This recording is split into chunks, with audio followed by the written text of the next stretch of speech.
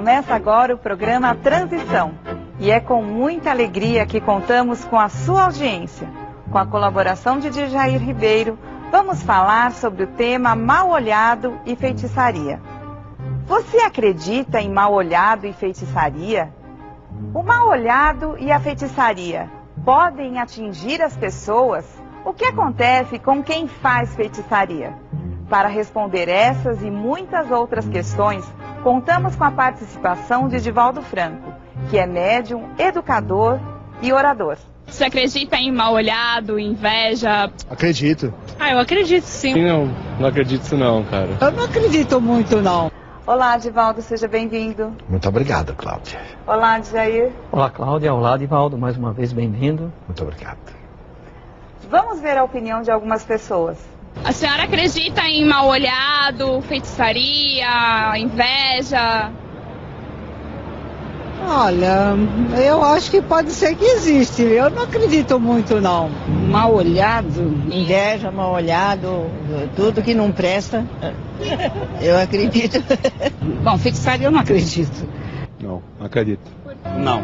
Mas inveja todo mundo tem, tá sujeito a ter um pouquinho, né? Mais ou menos. Agora o resto do feitiço aí fica pra quem quer ir atrás, fazer uma bruxaria.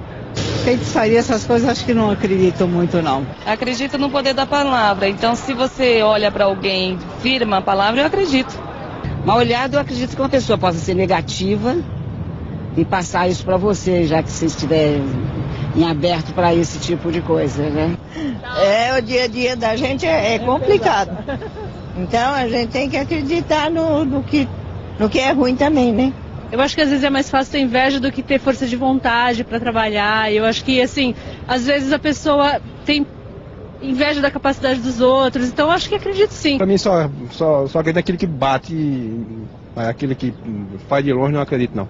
Se a pessoa é uma pessoa, né, fraca, energia baixa, isso acaba pegando realmente.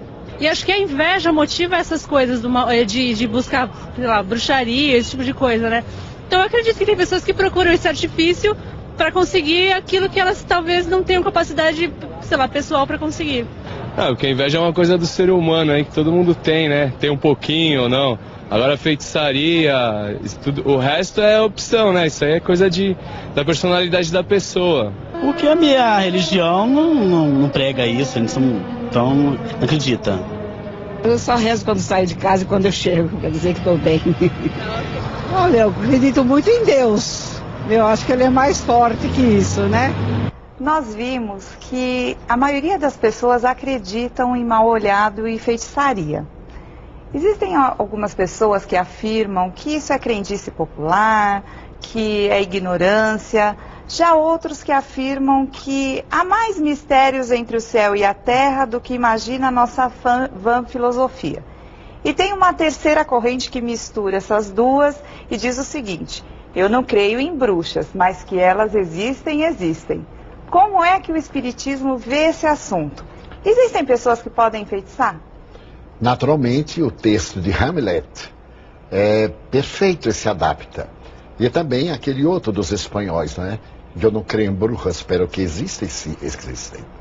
Naturalmente, a doutrina espírita examina a problemática do ponto de vista dos fenômenos anímicos. O denominado mal-olhado nada mais é do que uma intensa vibração mental de alguém que é dominado por sentimentos inferiores, a inveja, a competitividade. E ao descarregar esta onda de sentimentos negativos e de vibrações perversas, muitas vezes atinge aquele contra o qual é dirigido esse pensamento perturbador. E atinge-o porque o outro se encontra numa faixa vibratória equivalente. E através do fenômeno da sintonia, capta aquela descarga perturbadora. Quanto à feitiçaria, a questão ainda é mais profunda. Se nós remontarmos às tradições esotéricas e das doutrinas do passado, encontraremos da historiografia dos povos, desde os mais primitivos até os mais modernos, a crença na goécia e em outras formas, naturalmente, da prática do bem e da prática do mal.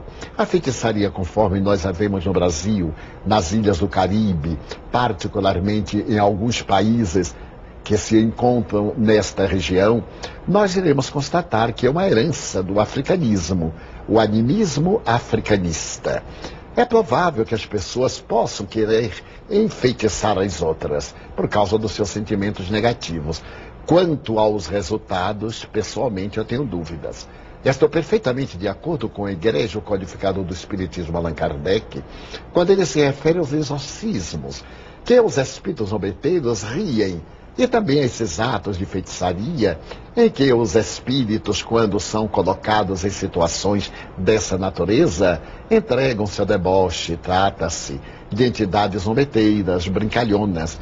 No entanto, em alguns casos, em face da sintonia e da indução psicológica, da sugestão e da autossugestão, o indivíduo pode ser vítima dessas induções perfeitamente espirituais, em que as entidades perversas, encontrando o campo mental e vibratório, naturalmente passam a perturbar dentro da lei de causa e efeito. Porque ninguém resgata o que não deve, ninguém sofre aquilo de que não tem necessidade para evoluir. Que existem os que se dedicam a essas práticas denominadas mágicas, sem dúvida. Que o seu resultado seja eficiente, temos dúvidas. Há pessoas, Divaldo, que são simpatizantes de algumas religiões de origem afro e que consagram a alguns espíritos alguns objetos a título de recompensa por obter algum favor em benefício próprio. E esses objetos podem ser velas, alimentos ou bebidas. A pergunta seria a seguinte: é possível um espírito, atendendo a essa solicitação, obter esse favor? Não necessariamente obter os resultados favoráveis, mas depende esse espírito muitas vezes daqueles presentes materiais, porque o perispírito está tão impregnado da matéria, conforme ensina a doutrina espírita, que eles ainda acreditam que podem nutrir-se do alimento convencional, que aquelas velas acesas irão beneficiá-los com a luz, olvidando-se que a luz é interior. Naturalmente, quando se prometem a esses espíritos que se dedicam à prática do mal determinadas compensações, eles vão naturalmente perturbar aqueles contra quem se realiza o ato mágico. No entanto, não tem permissão da divindade para perturbar o indivíduo se este está resguardado pela oração, pelos atos nobres. Se ele tem uma vida saudável, nenhuma força do mal consegue atingi-lo, porque seria uma violação do código divino a respeito da dignidade humana. Mas que eles beneficiam-se de tudo aquilo que lhes é prometido, sem dúvida, pelo estado de atraso em que se encontram. Mas mesmo quando mimados com essas dádivas, nem sempre eles logram os resultados almejados por aqueles que, com eles, mantêm a convivência e resgatam a dívida através desses presentes. Existem pessoas que mexem nesses objetos e algumas afirmam assim: nossa, ela ficou mal depois que ela mexeu naquele trabalho, ela que ficou com encosto. O que você poderia nos falar a esse respeito? Eu acredito sim. Primeiro porque nós temos o dever de respeitar todas as crenças e não crenças. Temos a obrigação de respeitar o direito de outro pensar de maneira diferente nossa. Se por acaso encontramos um feitiço, uma bruxaria, principalmente nas encruzilhadas ou nos lugares em que são deixados, não temos por que nos envolvermos chutando, zombando, porque espíritos atrasados vinculados àquela oferenda ali se encontram.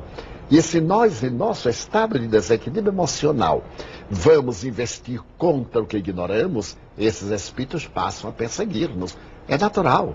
Para eles aquilo é uma realidade, para nós é uma ilusão.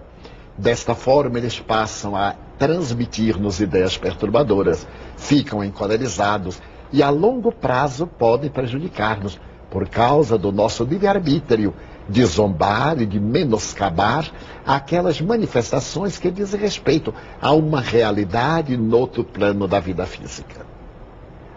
Divaldo, retomando a pergunta que eu fiz anteriormente, gostaria de uma explicação adicional. A pessoa que encomendou o trabalho, que levou as oferendas, como fica a situação dela mais tarde?